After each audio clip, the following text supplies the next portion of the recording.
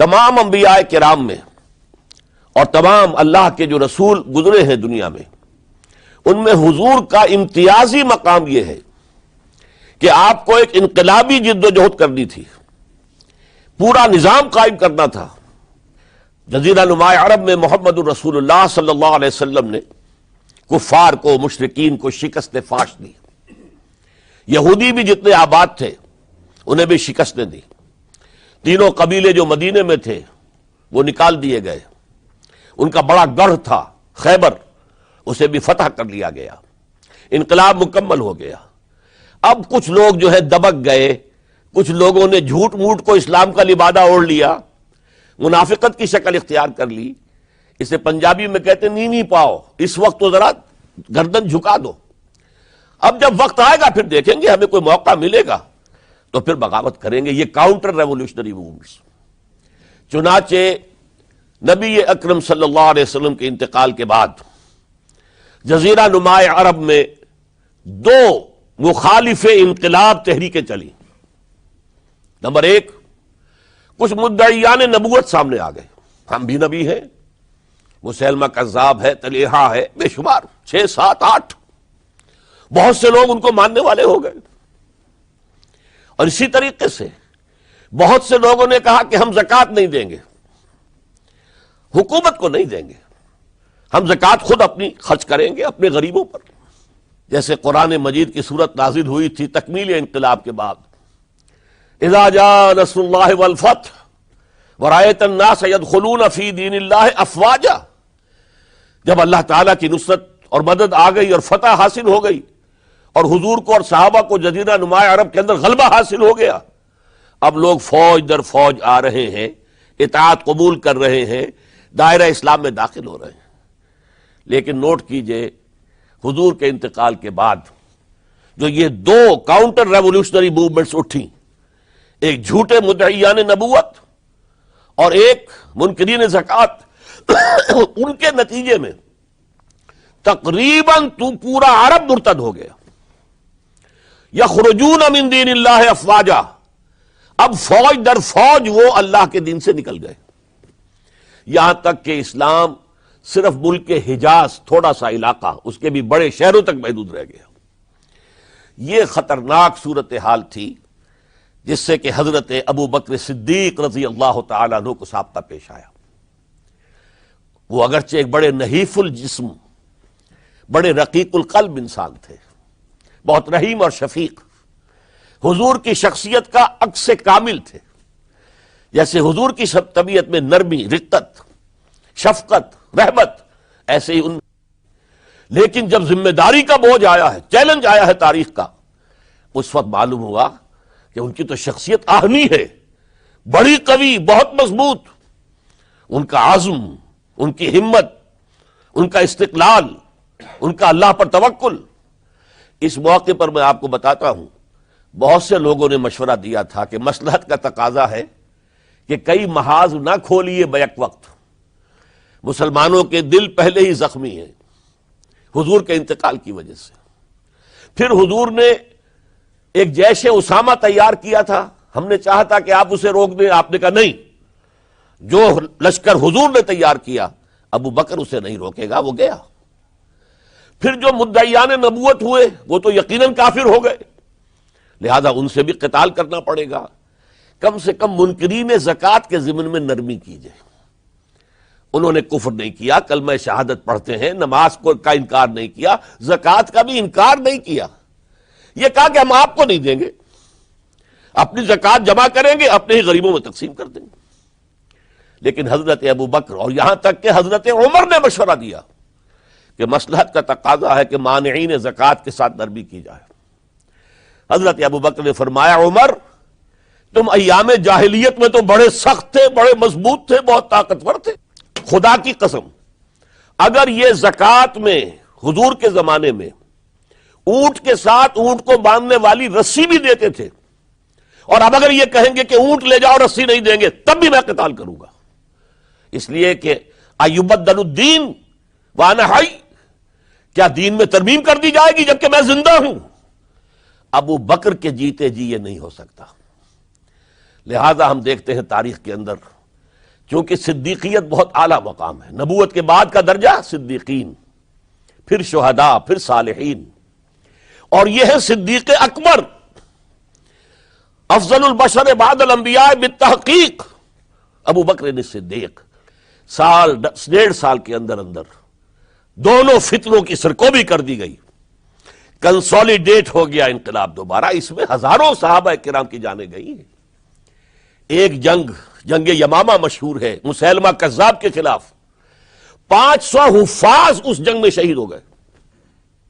تشویش ہو گئی کہ اگر حفاظ جو ہے اس طرح شہید ہو گئے تو کہیں قرآن گم نہ ہو جائے، ضائع نہ ہو جائے۔ کتابی شکل میں تو تھا ہی نہیں، وہ تو سینوں میں محفوظ تھا۔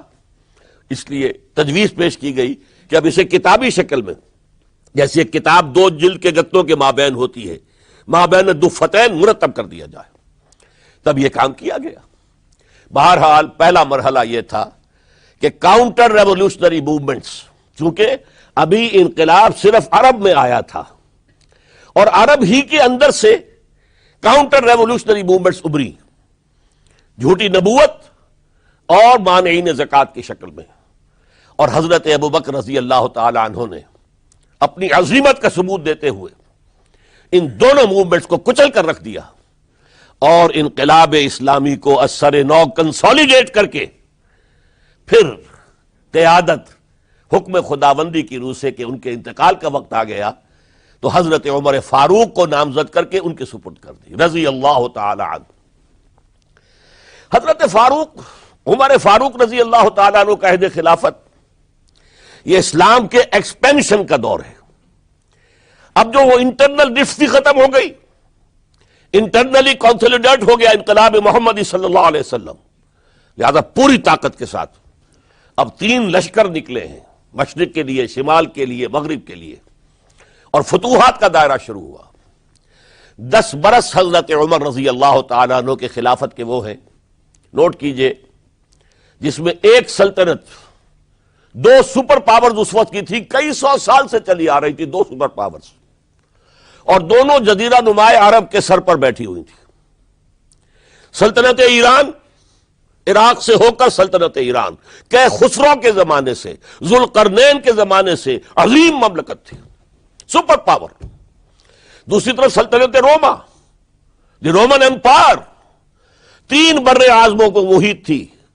رومن امپائر پورا شمالی افریقہ اس کے تحت تھا، پورا مغربی ایشیا اس کے تحت تھا، شام اس کے تحت تھا، ترکی اس کے تحت تھا، اور یورپ کا سارا مشرقی علاقہ اس کے تحت تھا۔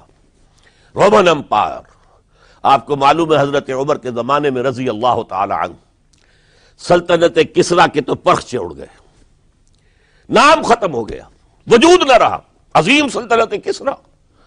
حالانکہ آپ کے علم میں ہوگا ان کا بڑا شاندار ماضی تھا، کہ خسرو اور کہ قباد، بڑے بڑے یہ کیانی کہلاتے ہیں، یہ کیاں جو ہے یہ بڑی عظیم ایک یوں سمجھیے کہ خاندان تھا بادشاہوں کا، لیکن یہ کہ وہ پوری سلطنت کسریٰ ختم ہو گئی۔ کیوں؟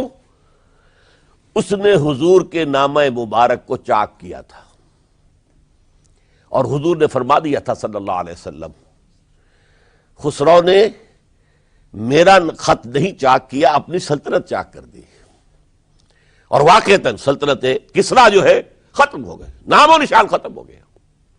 دوسری طرف سلطنت روما تھی، عیسائیوں کے ساتھ، چونکہ وہ تھی کرسچین، عیسائیوں کے ساتھ حضور کے زمانے میں کوئی براہ راست تصادم نہیں ہوا تھا، سارا تصادم ہوا تھا یا مشرکین عرب سے اور یا یہودیوں سے۔ عیسائی جو ہے عربین پیننسولا میں تھے ہی نہیں، یمن کے علاقے میں کچھ تھے لیکن ان کی کوئی حیثیت نہیں تھی، لہذا کوئی کنفرنٹیشن نہیں ہوئی۔ دوسرے عیسائیوں میں ابھی اہل علم موجود تھے، جیسے آپ کو معلوم ہے نجاشی بادشاہ کیسے ایمان لے آیا، اس نے حضرت عیسیٰ کے بارے میں پوچھا، حضرت جعفر طیار رضی اللہ تعالی عنہ نے سورہ مریم کی آیات پڑھ کر سنائی، اور اس نے کہا بے نہیں جو ان آیات میں تم نے پڑھا ہے، عیسیٰ کی حقیقت اس سے تن کے برابر بھی زیادہ نہیں ہے۔ اسی طرح ہرقل نے جب اس کو حضور کا نامہ مبارک پہنچا، اس نے جو بھی پیغامبر آئے تھے ایلچی، ان کا اکرام کیا، احترام کیا، وہ عالم تھا، جان گیا کہ یہ نبی آخر الزماں ہے، چاہتا تھا کہ میں ایمان لے آؤں بشرطے کہ میرے سارے درباری سپہ سالار بھی ایمان لے آئیں۔ جیسے کہ سن 300 عیسوی میں پوری رومن امپائر نے عیسائیت اختیار کی تھی، اس سے پہلے وہ بت پرست تھے۔ 300 عیسوی میں سلطنت روما کا جو ایمپرر تھا وہ ایمان لے آیا حضرت عیسیٰ پر۔ اس وقت تک ظاہر بات ہے اسلام حضرت عیسیٰ کا دین تھا، حضور تو ابھی آئے نہیں، حضور کے آنے میں تو ابھی 300 برس سے باقی ہیں۔ وہ عیسائی ہو گیا، پوری مملکت عیسائی ہو گئی، تو وہ نظام جو تھا حکومت کا برقرار رہا، انٹیکٹ رہا۔ ہرقل یہ چاہتا تھا کہ اسی طرح میری پوری سلطنت ایمان لے آئے تو میری حکومت برقرار رہے، لیکن یہ کہ اس کے جو درباری تھے اور اس کے بڑے بڑے جو سپہ سالار اور جرنیل تھے انہوں نے ریجیکٹ کر دیا، اور یہ بادشاہت کی بیڑی اس کے پاؤں میں پڑی رہ گئی۔ ایمان تو نہیں لایا لیکن پہچان گیا تھا حضور کو صلی اللہ علیہ وسلم۔ اور اس سلطنت روما سے پھر آپ کو معلوم ہونا چاہیے کہ مسلمانوں نے اس کی 3 ٹانگوں میں سے 2 ٹانگیں توڑ دی، پورے شمالی افریقہ سے نکال باہر کیا، پورے مغربی ایشیا سے، یہ شام اور ترکی کا علاقہ اناطولیہ نکال دیا، اور اس کی سلطنت محدود رہ گئی یورپ کے اندر۔ تو یہ عظیم کام ہوئے ہیں حضرت عمر رضی اللہ تعالی عنہ کے عہد میں۔ اب سوچئے اس عظیم ریولوشن کا بھی کوئی کاؤنٹر ریولوشن ہونا چاہیے تھا کہ نہیں؟ لہذا اب کاؤنٹر ریولوشنری موومنٹس آئی ہے، حضرت عمر کی شہادت اس کا نتیجہ ہے۔ ہرمزان ایک جرنیل تھا اور اس کے جنگی جرائم اتنے شدید تھے ایرانی کے کہ واجب القتل تھا۔ وہ گرفتار ہو کر حضرت عمر کے سامنے پیش کیا گیا۔ حضرت عمر نے فرمایا یہ واجب القتل ہے، اس کی گردن اڑا دی جائے۔ اس کی چالاکی دیکھیے، اس نے کہا امیر المومنین، اے مسلمانوں کے امیر عمر رضی اللہ تعالی عنہ، مجھے ذرا پانی پلوا دیجیے۔ حضرت عمر نے فرمایا پانی لا دو۔ ایک کٹورے میں پانی دے دیا گیا، پھر کہا دیکھیے امیر المومنین، مجھے ضمانت دیجیے کہ جب تک میں یہ پانی پی نہ لوں مجھے قتل نہیں کریں گے۔ فرمایا ہاں ہاں تم پانی پی لو، جب تک یہ پانی تم نہیں پیو گے ہم قتل نہیں کریں گے۔ اس نے وہ کٹورا پھینک دیا۔ نہ اب میں یہ پانی پی سکتا ہوں نہ آپ مجھے قتل کر سکتے ہیں، کیونکہ آپ کا ہے یہ کہ جب تک میں یہ پانی نہیں پیوں گا آپ مجھے قتل نہیں کریں گے۔ اس ہیلے سے جان بچا گیا۔ پھر اس شخص نے ابو لولو فیروز، ایک غلام تھا، اسے اس کام کے لیے تیار کیا۔ حضرت مغیرہ ابن شعبہ کا غلام تھا وہ، اور حضرت مغیرہ نے اس سے روزانہ کی ایک اجرت کہ تم کام کرو، مجھے صرف 7 آنے روزانہ دے دیا کرو۔ اس نے آ کر حضرت عمر سے کہا کہ میرا جو آقا ہے مغیرہ ابن شعبہ یہ مجھ سے بہت زیادہ طلب کرتا ہے۔ حضرت عمر نے پوچھا کیا دیتے ہو؟ 7 آنے۔ تم کرتے کیا ہو؟ کہ میں نجار بھی ہوں، میں لوہار بھی ہوں، میں یہ کام کرتا ہوں۔ فرمایا اتنے پیشوں کا جاننے والا اس کے لیے یہ روزانہ کا ٹیکس یہ زیادہ نہیں ہے، یہ تمہیں دینا چاہیے۔ اس نے کہا میں چکیاں بھی بناتا ہوں۔ حضرت عمر نے فرمایا پھر ایک چکی ذرا مجھے بھی بنا دینا۔ کہنے لگا آپ کے لیے تو میں ایسی چکی بناؤں گا کہ جس کی آواز دنیا بھر میں جائے گی۔ وہ شخص ہے اور ہرمزان کی سازش کے تحت وہ ایرانی جسے بعد میں ایرانیوں نے کیا کہا، جس نے قتل کیا حضرت عمر فاروق کو، حضرت ابو لولو فیروز۔ آج بھی ایران میں اس کی قبر کی تفسیریں بکتی ہیں بازار کے اندر، حضرت ابو لولو فیروز۔ وہ آیا ہے مسجد نبوی میں اور آ کر اس نے جبکہ حضرت عمر رضی اللہ تعالی عنہ امامت فرما رہے حملہ کیا، 5-6 وار خنجر کے کیے۔ حضرت عمر رضی اللہ تعالی شدید مجروح ہو گئے۔ یہ انتقام تھا جو عجم نے، وہ سلطنت کے جس کے ٹکڑے ختم ہو گئے تھے، جس کا ٹکڑے کر دیے گئے تھے، اس نے انتقام لیا عالم اسلام سے۔ سمجھا انہوں نے یہ تھا کہ شاید یہ پوری عمارت اسی ایک ستون پر کھڑی ہے، حضرت عمر ہی کے ستون پر کھڑی ہے، اس ستون کو گرا دو گے پوری عمارت گر جائے گی۔ لیکن ثابت ہوا نہیں، یہ محمد کی بنائی ہوئی عمارت ہے صلی اللہ علیہ وسلم، یہ بہت قوی ہے، اس کی بنیادیں بہت مضبوط ہیں، کوئی ذرا سی تریڑ بھی نہیں آئی، ذرا سی تریڑ بھی نہیں آئی۔ حضرت عمر فاروق کی شہادت کے بعد حضرت عثمان رضی اللہ تعالیٰ عنہ کا دور خلافت شروع ہوا، اور جوں کا توں جو قافلہ چل رہا تھا آگے چلتا چلا گیا۔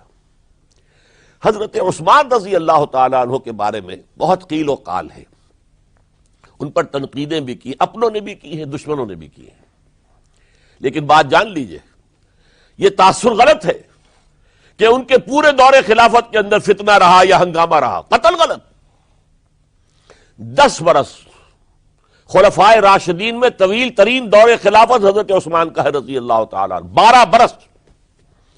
حضرت ابو بکر کے تو 2.25 برس تھے، حضرت عمر کے 10 برس تھے، ان کا 12 برس، اور 12 میں سے 10 سال ایسے تھے بعین ہی جیسے حضرت عمر کے 10 سال تھے۔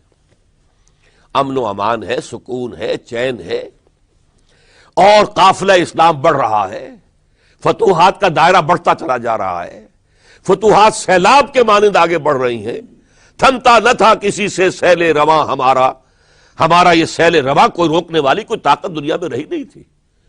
کسرا ختم، سلطنت ایران ختم، اور دوسری سپر پاور سلطنت روما، اس کی 3 میں سے 2 ٹانگیں توڑ دی گئی، 1 رہ گئی۔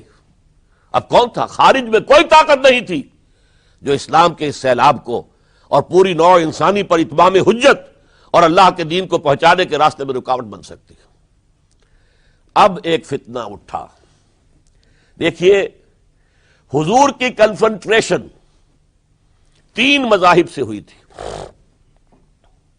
ایک مذہب مشرکین کا، شرک کا قلع کما کر دیا گیا جزیرہ نما عرب سے، ختم ہو گئے۔ انہوں نے کاؤنٹر ریولوشنری موومنٹس اٹھائیں حضرت ابو بکر کے زمانے میں، ان کو کرش کر دیا حضرت ابو بکر صدیق رضی اللہ تعالیٰ عنہ، چاہے ہزاروں صحابہ شہید ہوئے۔ اس کے بعد دوسری طاقت کون تھی؟ مذہبی یہودی۔ یہود کے 3 قبیلے مدینے میں آباد تھے، بنو قینقاع، بنو قریظہ، بنو نذیر۔ 2 کو مدینے سے نکال دیا گیا ان کی بدعہدی کی وجہ سے، حالانکہ حضور نے مدینہ تشریف لاتے ہی ان سے معاہدے کر لیے تھے۔ ان کا میثاق مدینہ یہ در حقیقت ایک پیکٹ تھا، جوائنٹ ڈیفنس آف مدینہ کا۔ مدینہ پر اگر کوئی حملہ کرے گا، اور ظاہر بات ہے کہ ایک امکان تھا کہ مکے والے آ کر حملہ کریں، مشرکین مکہ، لیکن مدینہ کا ہم تحفظ کریں گے مل کر، مسلمان اور یہودی۔ لیکن انہوں نے ہر موقع پر وعدہ خلافی کی۔ پہلے بنو قینقاع نکالے گئے، پھر بنو نذیر نکالے گئے۔ غزوہ احزاب کے موقع پر بدترین جو ہے بدعہدی بنو قریظہ نے کی، اور ان کو بڑی سخت سزا دی گئی، چونکہ انہوں نے خود کہا تھا کہ ہمارا فیصلہ سعد ابن معاذ رضی اللہ تعالی عنہ جو فیصلہ کر دیں گے وہ ہمارے حلیف ہے، جو فیصلہ کر دیں گے ہمیں قبول ہوگا۔ اور حضرت سعد نے تورات کے حکم کے مطابق فیصلہ کیا کہ ان کے جتنے جوان ہیں وہ قتل کر دیے جائیں گے۔ بڑی سخت سزا تھی کہ جو دی گئی ہے، اس میں کوئی شک نہیں۔ پھر ان کا اڈا تھا بہت بڑا خیبر میں، وہ نکال دیا گیا، وہاں سے انہیں نکالا گیا، اس کے اوپر مسلمانوں نے قبضہ کیا۔ جیسا کہ میں نے عرض کیا، عیسائیوں سے کوئی کنفرنٹیشن نہیں ہوئی تھی، لیکن ان 2 کے ساتھ ایک مشرکین عرب کا خاتمہ ہوا اور ایک جزیرہ نما عرب سے یہودیوں کا خاتمہ ہوا۔ لہذا ان کے اندر جلن تھی، انتقام کی آگ تھی۔ سب سے بڑا تو حسد تھا کہ 2000 سال سے نبوت اور رسالت ہمارے پاس تھی، موسیٰ سے لے کر عیسیٰ تک علیہم الصلاۃ والسلام، 1400 برس ہماری تاریخ کے وہ ہیں کہ کوئی ایک لمحہ بھی نہیں تھا کہ کوئی نبی موجود نہ ہو۔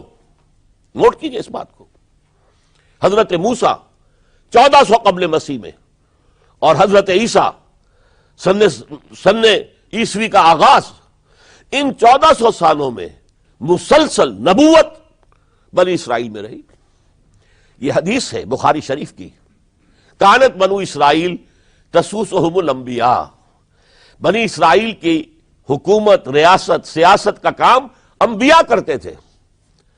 اذا ہلک نبی خلفہ نبی، جب بھی نبی کا انتقال ہوتا تھا ان کا خلیفہ دوسرا نبی ہوتا تھا۔ یہ چین ٹوٹی نہیں. 1400 برس آپ کو معلوم ہے حضرت داؤد بادشاہ بھی ہے، خلیفہ بھی ہے، نبی بھی ہے. ان کے بیٹے حضرت سلیمان بادشاہ بھی ہے، نبی بھی ہے، خلیفہ بھی ہے. اسی طریقے سے یہ سلسلہ چلتا رہا. تورات انہیں دی گئی، انجیل انہیں دی گئی، زبور انہیں دی گئی، بے شمار صحیفے اور دوسرے چھوٹے نبیوں کو دیے گئے.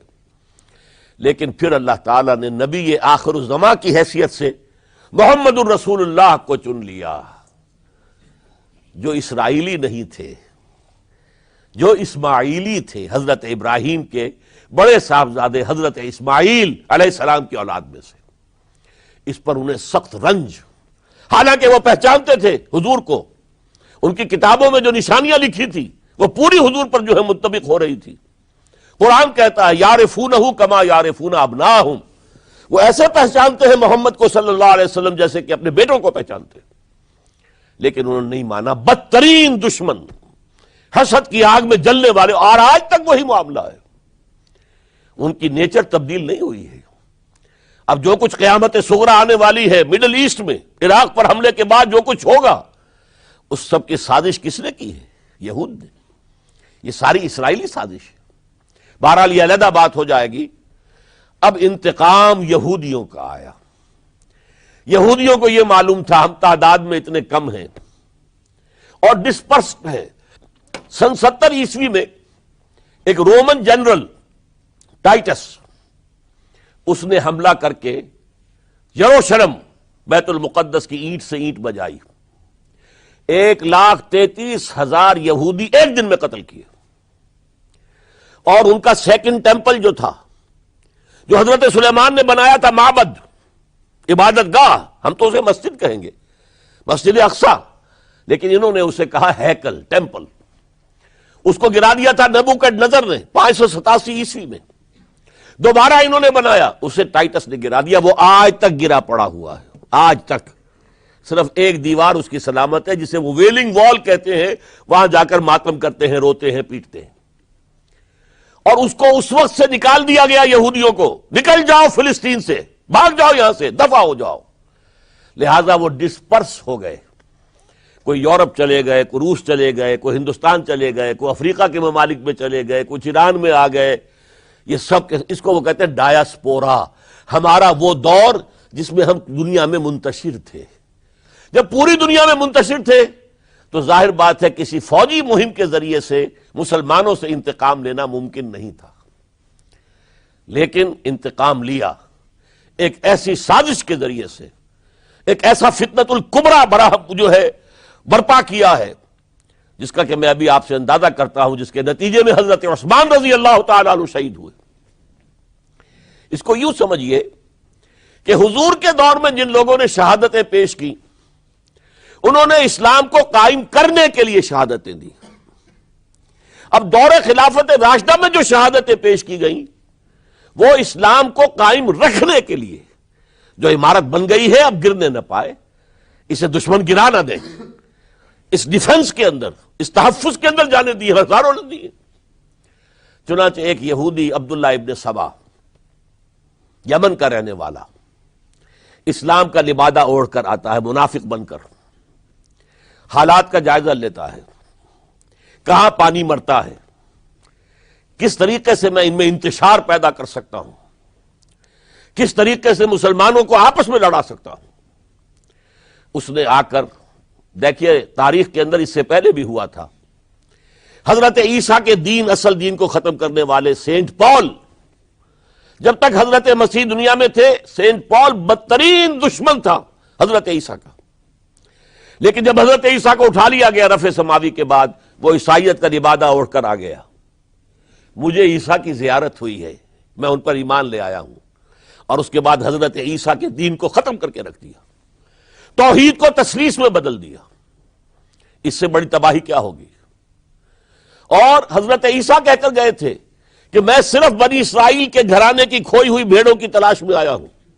اس نے جینٹائلز، غیر یہودی جو ہے، ان کے اندر بھی اپنی دعوت و تبلیغ کا معاملہ شروع کیا. نمبر 3 حضرت عیسیٰ کہہ کر گئے تھے، دیکھنا یہ نہ سمجھنا کہ میرے آنے سے شریعت موسوی ختم ہو گئی ہے. Don't think I have come to destroy law. The Mosaic law, حضرت موسیٰ کی شریعت لاگو رہے گی تم پر، سینٹ پال نے ساقط کر دیا۔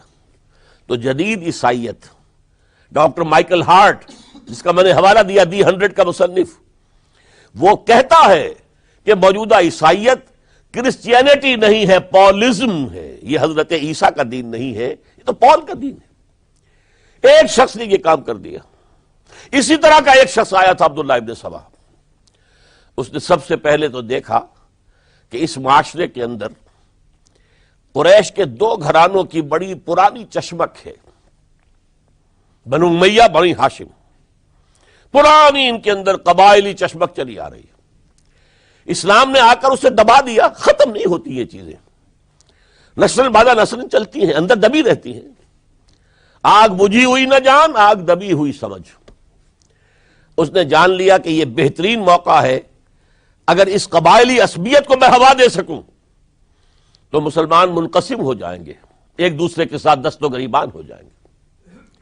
اس نے آتے ہی کہنا شروع کیا، خلافت کا حق بنو ہاشم کا ہے، یہ عثمان یہ بنو امیہ میں سے ہے، بنو امیہ کو کوئی حق نہیں ہے خلافت کا۔ 2 پہلے جو خلیفہ تھے، حضرت ابوبکر، حضرت عمر، وہ نہ ہاشمی تھے نہ اموی تھے۔ حضرت ابوبکر بنو تیم میں سے تھے، نہ ہاشمی نہ اموی۔ حضرت عمر بنو عدی میں سے تھے، نہ ہاشمی نہ اموی۔ حضرت عثمان تھے بنو امیہ میں سے۔ اب یہاں دکھتی ہوئی رگ کو اس نے چھیڑا، حضور ہاشمی تھے، بنو ہاشم کا حق ہے خلافت، عثمان غاصب ہے معاذ اللہ رضی اللہ تعالی عنہ، پچھلے دونوں بھی غاصب تھے، خلافت حق ہے بنو ہاشم کا۔ پھر حضرت علی کی شان میں یہاں تک کہ یہ تو خدا حلول کیے ہوئے علی کے اندر، یہ گاڈ انکارنیٹ ہے، یہ خدا ہے۔ دیکھیے توحید بھی ختم کی، اس نے تثلیث بنائی تھی، اور حضرت عیسیٰ کو خدا کا بیٹا بنایا تھا، اس نے حضرت علی کو خدا بنا دیا۔ اور آپ کو معلوم ہونا چاہیے آج بھی نصیری شیعہ دنیا میں موجود ہیں جو حضرت علی کو خدا کہتے ہیں، دی گاڈ انکارنیٹ، کہ اللہ جو ہے حلول کر گیا تھا حضرت علی کے اندر رضی اللہ تعالی عنہ، معاذ اللہ ثم معاذ اللہ ثم معاذ اللہ۔ پھر اس نے ایک طریقہ اختیار کیا، حضرت عثمان پر تنقیدیں شروع کی، حضرت عثمان کے گورنرز کے خلاف جھوٹے الزامات لگانے شروع کیے، اڈے بنا لیے بصرہ میں، کوفہ میں، مصر میں، اور وہاں بصرے میں کوفے کے امیر کے خلاف اس نے یہ کر دیا، اس نے یہ کر دیا، اس نے خیانت کی، اس نے فلاں کیا، بیت المال پہ ڈاکہ ڈالا۔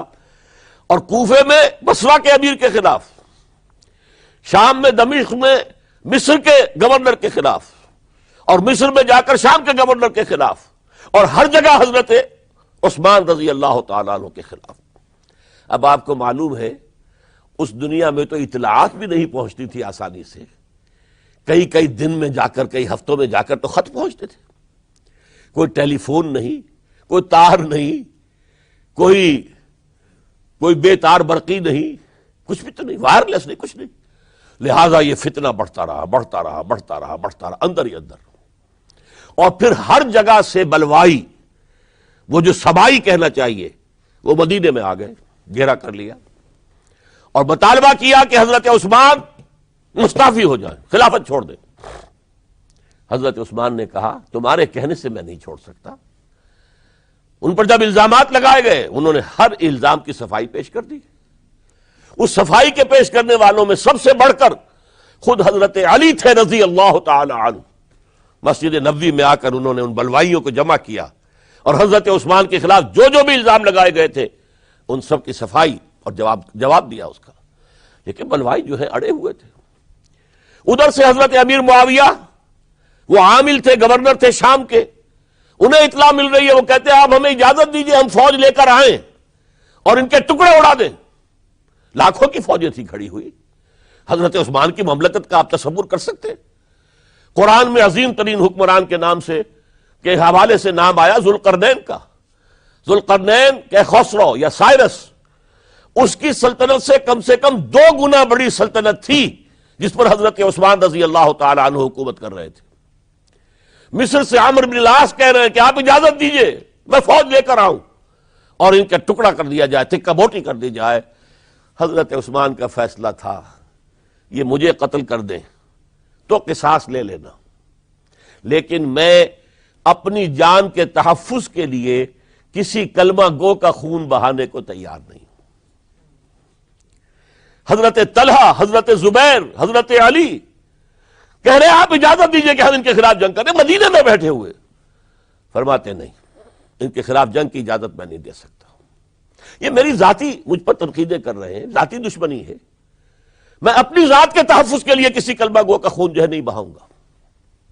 لاکھوں کی فوجیں موجود تھیں، لیکن حضرت عثمان نے یہ طے کیا میں اپنی جان کے تحفظ کے لیے میں نہیں ہاتھ اٹھاؤں گا، میں کسی اور کو اجازت نہیں دوں گا کہ ان کے خلاف جنگ کرے۔ ہاں یہ میرے دشمن ہے، میری جان لے لیں، جب جان لے لیں گے تو قصاص لے لینا۔ یہ معاملہ ہوا ہے، اور پھر نہایت ہی بے رحمی کے ساتھ، نہایت بے رحمی کے ساتھ، نہایت بے رحمی کے ساتھ، اور نوٹ کیجئے حضرت علی کے دونوں صاحبزادے حضرت حسن، حضرت حسین رضی اللہ تعالی عنہم اجمعین، وہ حضرت عثمان کے دروازے پر پہرا دے رہے ہیں کہ کوئی بلوائی، کوئی حضرت عثمان کو قتل کرنے کے ارادے سے گھر میں داخل نہ ہو سکے۔ وہ گھر کے پچھواڑے سے دیوار پھلانگ کر آئے ہیں اندر، اور حضرت عثمان جب قرآن پڑھ رہے تھے اس حالت میں انہیں شہید کیا ہے۔ ان کی بیوی نائلہ نے ہاتھ آگے کیا ہے روکنے کے لیے تو ان کی انگلیاں کٹ گئیں، اور انگلیوں کا خون جو ہے اس مصحف پر قرآن مجید میں اس صفحے کے اوپر حضرت عثمان کے خون کے دھبے لگ گئے۔ یہ حالات ہوئے حضرت عثمان کی شہادت کے کہ انہوں نے چاہا وہ نظام قائم رہے۔ یہودیوں کا انتقام، یہودیوں کی سازش، اور ایسی سازش ہے کہ جس کے نتیجے میں اس کو کہا گیا الفتنۃ الکبریٰ، عظیم ترین سانحہ، عظیم ترین فتنہ۔ اور اس کے بعد جو خانہ جنگی ہوئی ہے، حضرت علی رضی اللہ تعالی عنہ اس کے بعد خلافت قبول کرنے کو تیار نہیں تھے، حضرت طلحہ قبول کرنے کو تیار نہیں تھے، کوئی بھی تیار نہیں۔ کیوں؟ یہ بلوائی ہے اس وقت یہاں پر، یہ کہہ رہے ہیں کہ تم خلیفہ بن جاؤ، تو جو بھی اس وقت خلیفہ بنے گا وہ ان کے ہاتھ میں کٹ پتلی بن جائے گا۔ بالآخر حضرت علی نے، ظاہر بات ہے کہ امت کو بغیر امام کے تو نہیں چھوڑا جا سکتا، بغیر امیر کے نہیں ہوگا تو شیرازہ منتشر ہو جائے گا۔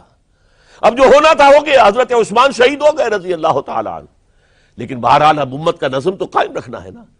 حضرت علی نے بیعت قبول کر لی رضی اللہ تعالی عنہ، لیکن حضرت امیر معاویہ، عمرو بن العاص، ان دونوں نے کہا کہ حضرت علی اگر حضرت عثمان کے خون کا قصاص لے لیں، قاتلان عثمان کو اگر قتل کریں تو ہم بیعت کریں گے، ہم مدعی خلافت نہیں ہے، خلافت علی کی ٹھیک ہے رضی اللہ تعالی عنہ، لیکن سب سے پہلا مطالبہ ہمارا یہ ہے کہ حضرت عثمان کے خون کا قصاص لیا جائے۔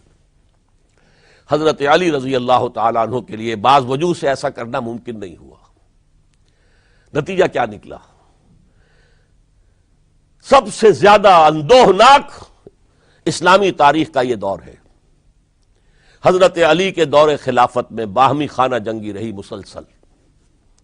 جنگ جمل حضرت عائشہ صدیقہ کمانڈ کرتی ہوئی آئی ہیں، طلحہ اور زبیر ان کے ساتھ ہیں، اور اگرچہ حضرت علی رضی اللہ تعالیٰ عنہ کے ساتھ ان کی صلح ہو گئی، لیکن وہ جو بلوائی تھے، جو چاہتے نہیں تھے کہ امن ہو، وہ تو در حقیقت اسلام کے حصے بکھرے کرنے کے لیے آئے تھے، اسلام کی مملکت کو تباہ کرنے آئے تھے۔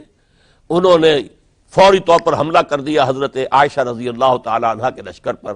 اب ظاہر بات ہے کہ جنگ شروع ہو جائے تو پھر کون دیکھ سکتا ہے، آئدر کل اور بی کلڈ، دو شکلیں دو ہی ہوتی ہیں۔ ایک رات میں 10,000 مسلمان شہید ہوئے، قتل ہوئے۔ الفتنۃ الکبریٰ، عشرہ مبشرہ میں سے حضرت طلحہ، حضرت زبیر دونوں شہید ہو گئے۔ پھر اس کے بعد بھی بات تو ختم نہیں ہوئی۔ حضرت معاویہ رضی اللہ تعالی عنہ وہ فوج لے کر آئے۔ پھر جنگ صفین، جنگ صفین، جنگ صفین، 74,000 مسلمان ایک دوسرے کی تلواروں سے اور ایک دوسرے کے نوزوں سے ختم ہو گئے۔ ذرا اندازہ کیجئے، 1,00,000 کے قریب مسلمان ختم ہو گیا۔ نہ یہودی کو کچھ کرنے کی ضرورت پیش آئی، نہ کسی اور کو کوئی حملہ کرنے کی ضرورت پیش آئی، آپس میں خانہ جنگی۔ 4.5 برس حضرت علی رضی اللہ تعالی عنہ ان کا دور خلافت ہے، پورا کا پورا باہمی خانہ جنگی کے اندر ہو گیا، اس میں حضرت علی پر معاذ اللہ کوئی الزام نہیں، رضی اللہ تعالی عنہ وکرم اللہ وجہہ، وہ امام حق تھے، لیکن یہ ہے کہ ان کا بے بس ہو گئے تھے، لاچار ہو گئے تھے، حالات پر کنٹرول نہیں ہو رہا۔ اسی جنگ صفین کے اندر جب ایک تجویز پیش کی گئی کہ لڑنے بھڑنے کی بجائے حکم مان لو، جیسے قرآن مجید میں آیا ہے کہ میاں اور بیوی کے درمیان اختلاف ہو جائے تو فَبَعْثُوا حَكَمًا مِّنْ أَهْلِهِ وَحَكَمًا مِّنْ أَهْلِهَا، ایک حکم لڑکے والوں کی طرف سے ایک حکم لڑکی والوں کی طرف سے مقرر کر لو، وہ آپس میں معاملہ طے کرائیں۔ لہذا تحکیم کی تجویز کی گئی، حضرت علی نے یہ تجویز پیش کی گئی عمرو بن العاص رضی اللہ تعالیٰ عنہ کی طرف سے، جو حضرت معاویہ کے ساتھی تھے۔ حضرت علی اس تحکیم کو قبول نہیں کرنا چاہتے تھے، جانتے تھے کہ یہ ایک چال ہے جس میں میں آ رہا ہوں، لیکن بالآخر آپ نے وہ قبول کر لیا۔ اچھا بھائی، ابو موسیٰ اشعری ہماری طرف سے، عمرو بن العاص معاویہ کی طرف سے، یہ 2 حکم ہیں۔ اس موقع پر اب تحکیم کیا ہوئی، کیا اس کی شرائط تھی، کیا اس میں نہیں جانا چاہتا، اس وقت میں تاریخ نہیں بیان کر رہا، بلکہ مجھے اب چوتھے خلیفہ حضرت علی کی شہادت کا پس منظر بیان کرنا ہے۔ اور ہزاروں شہادتیں ہو رہی ہیں، لیکن اس دور کی شہادتوں میں سب سے چوٹی پر حضرت عمر کی شہادت، حضرت عثمان کی شہادت، حضرت علی کی شہادت رضی اللہ تعالی عنہم اجمعین۔ اس وقت حضرت علی کے جو حامی تھے انہی میں سے ایک فرقہ علیحدہ ہو گیا کہ یہ تحکیم کفر ہے، ان الحکم الا للہ، حکم کا فیصلے کا اختیار اللہ کے سوا کسی کو نہیں ہے، لہذا یہ جو کیا ہے یہ غلط ہے۔ اور اس حد تک چلے گئے کہ جنہوں نے یہ تحکیم کو قبول کیا وہ کافر ہو گئے، علی بھی کافر، معاویہ بھی کافر، عمرو بن العاص بھی کافر، جنہوں نے مانا کافر۔ یہ لوگ کہلاتے خوارج تھے، یہ حضرت علی کی فوج میں شامل، حضرت علی کے حامی تھے، حضرت علی کی جماعت میں سے تھے، لیکن بس ایک غلطی، جذبات کے اندر آ کر، غصے کے اندر آ کر اس درجے، اور وہ حضرت علی سے علیحدہ ہو گئے۔ اس کے بعد انہوں نے اپنی ایک کانفرنس کی، ایک جنگ بھی ہوئی، پھر حضرت علی کو ان کے خلاف جنگ کرنی پڑی، وہ جنگ نہروان کہلاتی ہے، جن میں کہ ان خوارج کو حضرت علی نے بہت بڑی شکست دی۔ پھر انہوں نے کانفرنس کی آپس میں بیٹھ کر کہ علی کو یا معاویہ کو فوجی شکست دینا تو ہمارے لیے ممکن نہیں، ایسے کرو کہ ان تینوں کو قتل کر دو، علی کو بھی قتل کر دو رضی اللہ تعالی عنہ، معاویہ کو بھی قتل کر دو رضی اللہ تعالی عنہ، عمرو بن العاص کو بھی قتل کر دو، تاکہ اس کے بعد مسلمان اپنا کوئی خلیفہ چن لیں گے۔ رمضان سن 40 ہجری اس کا ایک دن معین کر لیا، ایک ہی دن یہ تینوں جو ہے، عبد الرحمن ابن ملجم آئے گا مدینے کے اندر، کوفے کے اندر، حضرت علی نے صدر مقام کوفہ بنا لیا تھا، اور فجر کی نماز میں حضرت علی پر حملہ کرے گا۔ ایک دوسرا شخص عمرو بن العاص پر جا کر حملہ کرے گا اسی دن اسی وقت۔ ایک تیسرا شخص وہ امیر معاویہ کے اوپر حملہ کرے گا۔ عمرو بن العاص اس روز مسجد میں آئے ہی نہیں، ان کی جگہ کوئی اور شخص جو نماز پڑھا رہے تھے وہ شہید کر دیے گئے۔ حضرت معاویہ پر جو حملہ ہوا وہ اوچھا پڑا وار، وہ جلدی تندرست ہو گئے۔ حضرت علی ابھی وہ گھر سے نکل کر مسجد کی طرف جا رہے تھے، ابن ملجم نے ایک اور ساتھی اپنے ساتھ لے کر حملے کیے ہیں، شدید زخمی کر دیا۔ حضرت علی نے آواز دی، کچھ لوگ آئے، ایک ساتھی تو دوڑ گیا اور ابن ملجم جو ہے وہ پکڑ لیا گیا۔ پھر کسی اور نے نماز پڑھائی، اور حضرت علی رضی اللہ تعالی عنہ نے وصیت کر دی کہ اگر میرا انتقال ہو جائے تو اس ابن ملجم سے قصاص لے لینا، نہ ہو تو پھر میں خود اس کا فیصلہ کروں گا۔ لیکن حضرت علی رضی اللہ تعالی عنہ بھی شہید ہو گئے۔ یہ شہادتیں میں نے کس کیٹیگری میں ڈالی ہیں، ہسٹوریکل بیک گراؤنڈ کیا ہے اس کو سمجھیے۔ ایک شہادتیں وہ تھیں جو دور نبوی میں ہوئی اللہ کے دین کو قائم کرنے کے لیے۔ سورہ شورى کی آیت ہے شرع لکم من الدین ما وصى به نوحا والذی اوحینا الیک وما اوحینا به ابراہیم وموسیٰ وعیسیٰ ان اقیموا الدین، دین کو قائم کرو.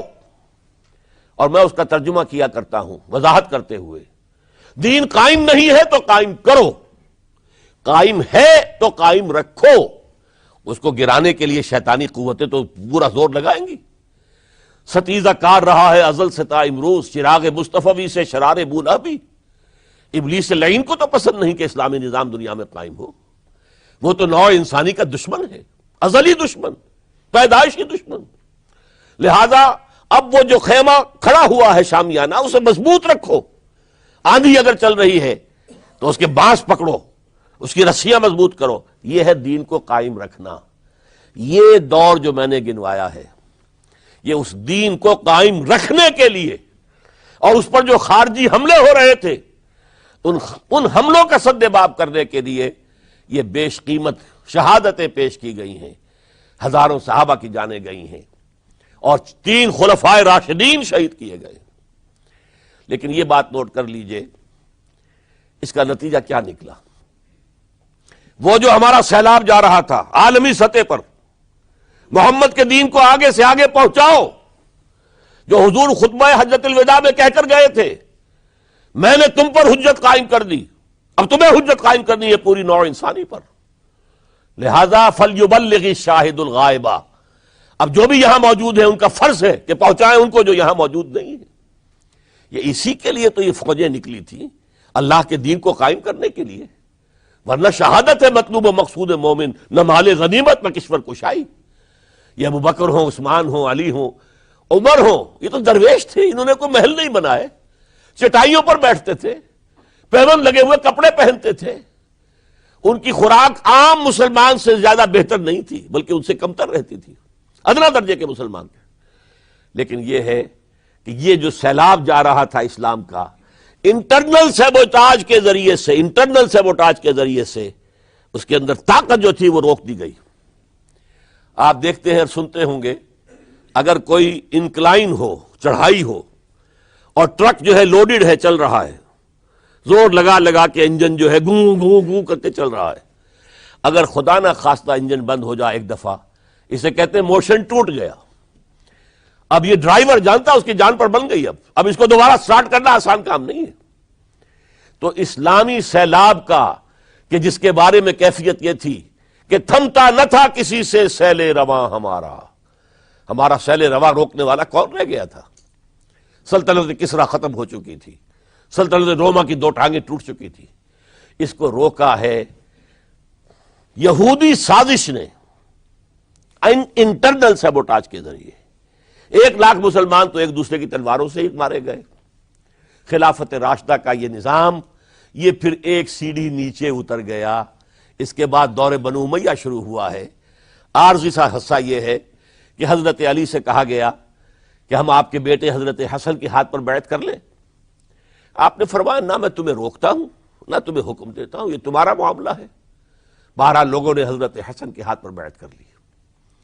اب حضرت معاویہ کا اور حضرت حسن کا معاملہ شروع ہوا.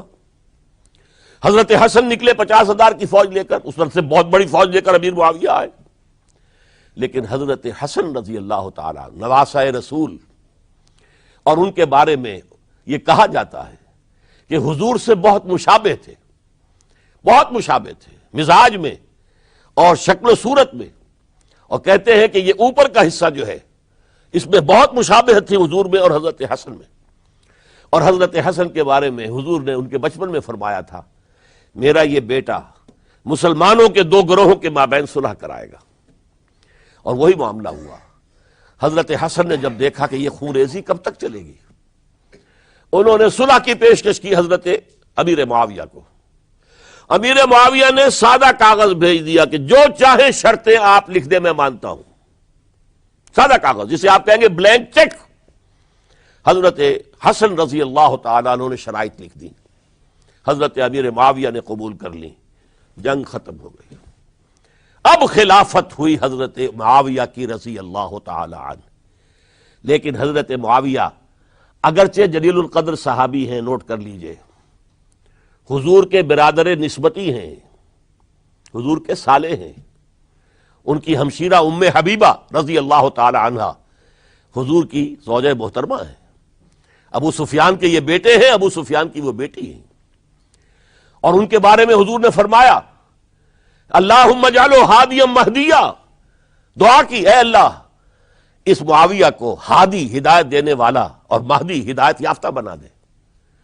اس کے باوجود حضرت معاویہ کے دور حکومت یا دور خلافت کو خلافت راشدہ میں تسلیم نہیں کیا جاتا، اس لیے کہ انہیں مسلمانوں نے اپنی رائے سے نہیں چنا تھا، اپنے طاقت کے بل پر وہ حکومت جو ہے انہوں نے حاصل کی تھی، چاہے حضرت حسن نے دستبرداری کر کے دے دی، لیکن ظاہر بات ہے کہ یہ مسلمانوں کے مشورے سے نہیں ہوا تھا، لہذا ان کا دور خلافت راشدہ میں شامل نہیں ہے۔ خلافت راشدہ ابو بکر، عمر، عثمان، علی اور مزید شامل کرنا ہو تو 6 مہینے حضرت حسن کے رضی اللہ تعالی عنہ، وہ بھی طاقت کے بل پر نہیں آئے تھے، مسلمانوں نے انہیں چنا تھا۔ یہ 30 برس بنتے ہیں، اور یہ 30 برس کی خلافت راشدہ کی داستان ہے جو میں نے آج آپ کے سامنے رکھی، اور اس دوران جن مسلمانوں نے اس نظام کو قائم رکھنے کے لیے جانیں دی ہیں، میں نے ان کی شہادت کا تذکرہ کیا۔ اقول قولی ھذا واستغفر اللہ لی ولکم ولسائر المسلمین والمسلمات۔